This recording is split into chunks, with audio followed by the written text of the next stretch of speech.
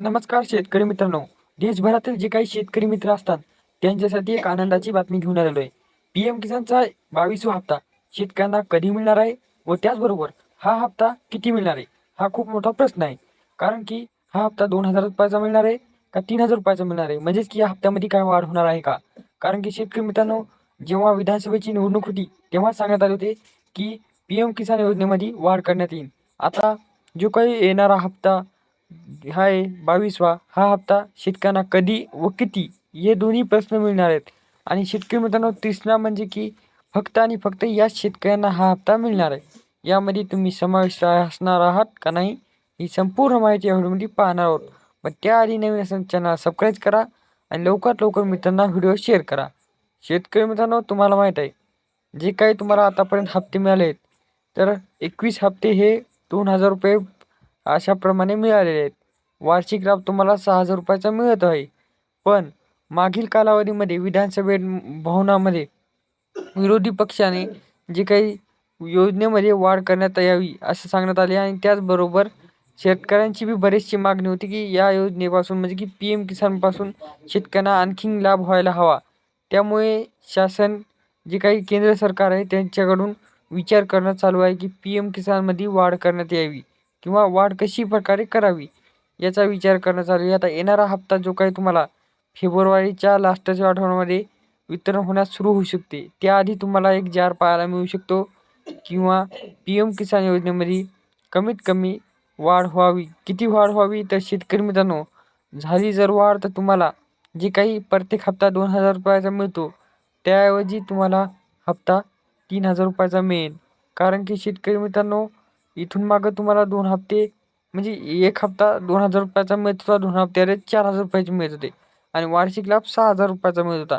पण जर वाढ झाली तर तुम्हाला एक हप्ता ₹3,000 मिळेल आणि वार्षिक लाभ ₹9,000 मिळेल. इथून आधी ₹3,000 मिळेल म्हणजे की ₹6,000 मिळत होता. त्यामुळे शेतकऱ्यांचा ₹3,000 फायदा होऊ शकतो आणि शेतकऱ्यांना आर्थिक मदत म्हणून सरकारकडून पुरेसा असा अनुदान बी मिळू शकते. त्यामुळे अशा प्रकारची वाढ होईल सांगण्यात आले. पण यासाठी कोणते शेतकरी पात्र असतात? तर देशातील 2,60,000 शेतकरी अपात्र झाले आहेत मागच्या 21व्या हप्त्याला. आता यामध्ये अपात्र होण्याचं कारण काय?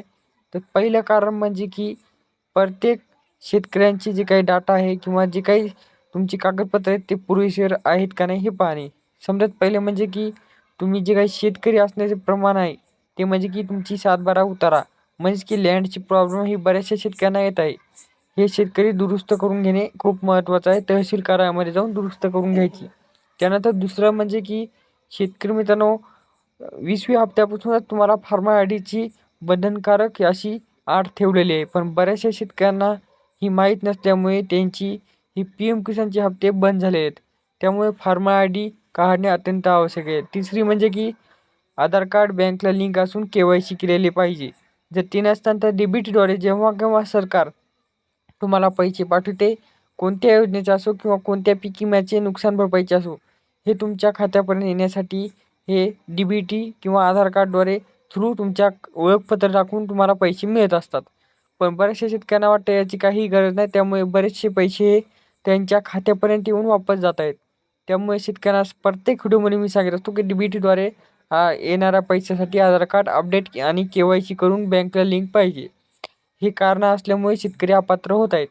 जर तुमच्या यातलं कोणतेही शेतकरी अपात्र असतात किंवा पाहुणे अपात्र असतात, त्यांना हा व्हिडिओ शेअर करा. जेणेकरून ते बी पात्र होऊ शकतात आणि तुम्ही जर एखादी डॉक्युमेंट कमी असाल तर जोडून पात्र होऊ शकता.